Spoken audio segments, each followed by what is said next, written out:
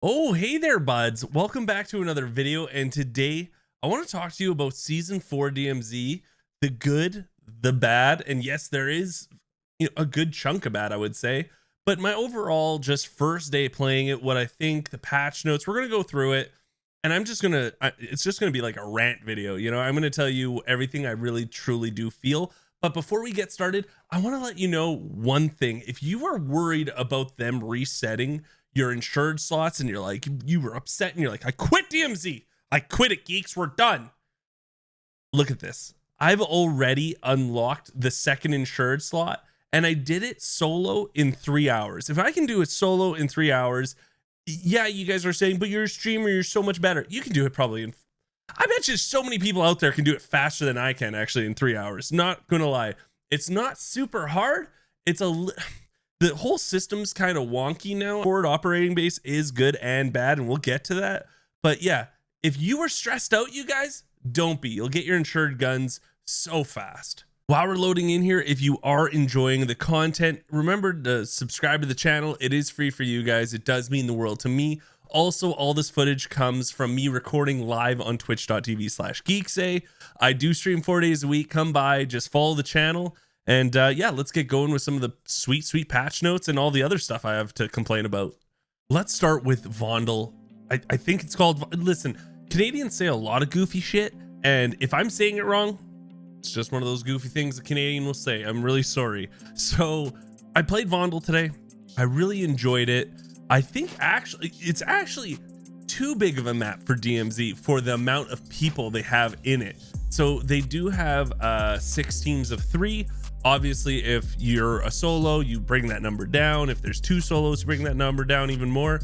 It just feels like you're not really running into people at all. Also, the verticality of the map is fantastic. Like I can't even describe how big it is. It's pretty ginormous for that many players. And the one thing though that really gets me, listen, I love the map. I played it a good 5 times right now, solid 5 in the DMZ. So I'm still, I'm going to still reserve my judgment altogether. I'm going to really get into it, make some videos on it. But the first thing that I notice and the thing I hate the most is the fog. It's just like Ashika Island. Listen, we don't need the fog, okay? It already feels like there isn't enough players on the map, to be honest. So let's just get rid of the fog because it makes the map kind of ugly, or at least let the fog roll in and roll out. As far as I know, all the maps I've played, it always had fog. I don't know if it, maybe some other times on the DMZ it doesn't, but the fog needs to go. Down with the fog, hashtag down with the fog, hashtag fog's got to go. I don't know. It's one of those things, right? Let's jump into some of the bigger patch note things that I read. And the first thing is I didn't expect the base player health to go from 100 to 150 for the DMZ, because in the patch notes prior, not patch notes, but in the prior blog posts, they said every single mode except for DMZ. Like they said Resurgence, they said Battle Royale, they said everything but the DMZ. So I didn't expect it, but it actually did come to the DMZ. So now your health was 100, now it's 150. But they also commented this in the blog or in the patch notes saying AI combatant damage has been adjusted relative to the increased player health. This scared me. I'm not gonna lie to you guys. I was like, okay, here comes a season 2, AI where they're just juiced right from the start. And I was okay with it. I was prepared for it, but it's actually pretty, I would say it's pretty balanced. Definitely Vondle, the AI on that are cracked. I won't disagree there, but because you're not running into a lot of players, I think it's okay. But to be honest, what I have been noticing more is I've been noticing at the start of the raids, it's not too bad. The AI aren't too crazy. There's not a lot of them. They're easy to deal with.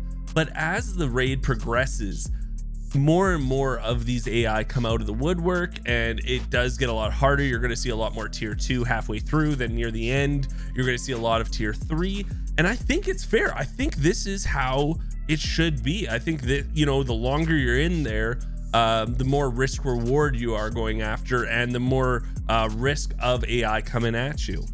Now, The other thing that we weren't expecting, and I know a lot of people were kind of upset because they wasted all their contraband weapons, was they told us the seasonal reset is everything except your active duty slots aren't resetting and your contraband weapon inventories are not resetting.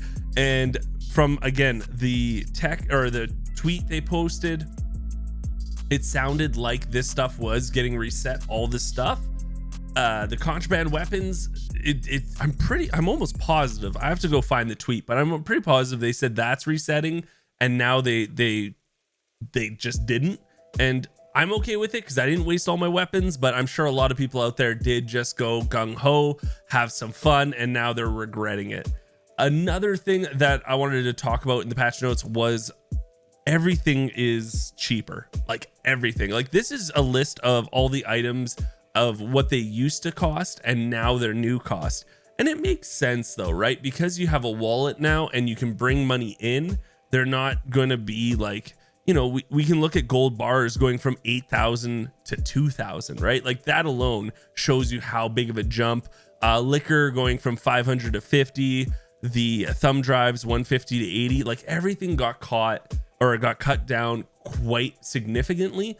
But again, with the wallet now in place, it's not a big deal at all. The biggest patch note of them all, and the thing I was so happy to see, is easily the stealth vest. It now protects you against advanced UAVs. Players can no longer be revealed by players with a comms vest, and then players using a stealth vest will not trigger a call out from enemy players with a comms vest. Guess what? It's now the meta of the stealth vest, you guys. This is your go-to. This is what you're going to want to craft all the time. It just makes sense. But you know what's awesome is you still have all the other vests. So if you are playing in a group, hey, you can still play those specific roles, right? You all don't need a stealth vest. You can have one person as the medic, one person doing the comm stuff, and one as doing the stealth. But I play solo, so stealth vest is going to be like my bread and butter now. Let's talk about the forward operating base, which is the new addition that, you know, is something really unique to the game, but it's also, I would say, really good and really bad at the same time. Like really bad at the same time. So you still have your missions, right? So this is normal. This is where you're going to get all your missions like you normally would. You now have this reputation bar. So when you do a mission, it'll give you in the top right here, faction rep, and then it fills up this bar. And faction rep is actually pretty important right now, especially when you're trying to unlock everything. And for it to be like this little thing, especially right here, that you don't really notice or don't have a clue about, it's kind of, it's pretty annoying, to be honest. It is really annoying. So you do have that. You have the missions, the faction missions, then you have the upgrades. I will say I really like this idea of the upgrades because now even if you don't own the game, you can still get a big contraband stash. You can still get a big key stash. And then here's the thing, if you own Modern Warfare 2, you actually get extra wallet expansions and extra stash expansions, which I think is fair, right? So the free-to-play players still get their normal stash expansion and wallet, but then if you own the game, you get a little bit extra. I think for people that bought the game, that's just a nice touch. Then you have the weapons locker, and this is where it's really nice, but things are done in stages now, and it's kind of, it's just confusing sometimes. It's a lot to take in. I'm sure eventually we're going to get accustomed to it, but if you're new to the game, it's kind of overwhelming, to be honest. So the first insured slot I unlocked took, where is it? I don't even know where it is. I can't even tell you. I finished it, but yeah, it took like 3 IFACs, 1 AFAC, I think, and something else. It was pretty easy. I just had to make sure that I had enough faction rep with the certain faction to unlock it. So that's the thing, right? So right here it says reach reputation level 5 with black mouse to unlock. So you would think, okay, all I have to do is reach reputation level 5 and then this expansion, this stash expansion unlocks. But that's not how it works. It's actually, it unlocks for you to be able to do it. So once you unlock it, you'll get something like this where it says, hey, now you have to do the mission, or the mission, I guess, the side quest, and then you unlock it. So it's kind of like a 2-tier unlock system.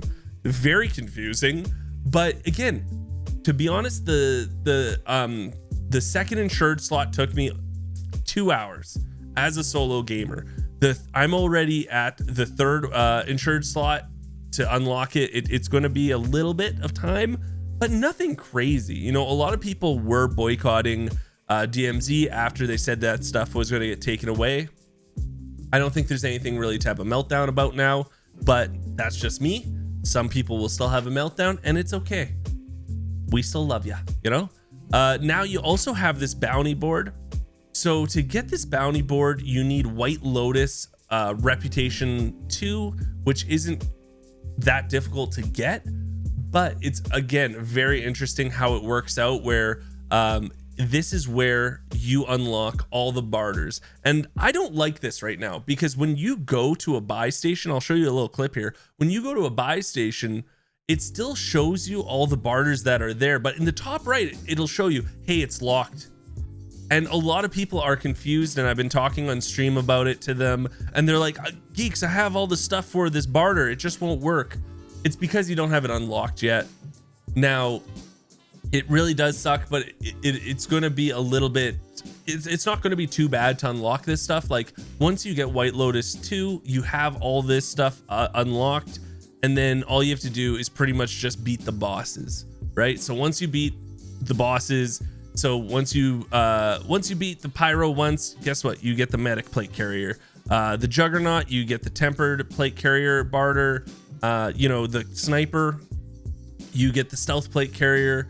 And what's really cool is some of these actually show stages. So this one is you get to unlock purchasing the personal exfil, which, by the way, is from $50,000 to now $35,000. But I don't know what the next ones are, but here's the thing. You are going to be able to do another 3 after this. And if you do them, you're going to get a maximum of 25% off that $35,000 for personal exfil. And the same thing goes for over here for workbench. So once you get the stealth plate carrier unlocked, the next ones are 10% reduced cost of adding attachments to weapons at the workbench, another 10% off, and another 5% off. So you get 25% off that $3,000 per attachment. So there's something to always be working on now. The issue is this whole system is just really weird, how you have to unlock it with rep, and then after you unlock it, you still have to do another mission. So people are just kind of confused, really. I just forgot one thing that I wanted to add while I was editing this video is when you do unlock the chance to do this mission, so you say you want to do the stash expansion 1 and you get, say, you have to do 10 nuclear fuel rods and 2 radiation blockers.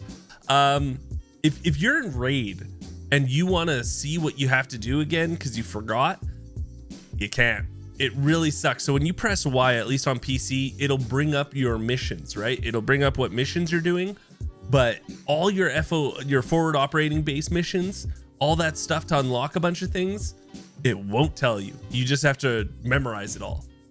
Kind of annoying, and by kinda, I mean it's very annoying. We need to figure that out. We need like some sort of pin system or something, because yeah, like it's just kind of confusing. And then you do have these urgent missions, which is pretty much just daily missions, right? So you again unlock this by doing stuff. And then if you go into your missions, you're going to see at the top here, I have the White Lotus and the Black Mouse ones done. You see the time limit. So I have an hour and a half to complete this. And, you know, it's revive 4 teammates, say, right? What I like about this whole situation is if you are stuck on faction rep and you're stuck on the missions, at least you can do these daily missions, get that faction rep, and still go towards your goal. So if you do get stuck, you can still do dailies.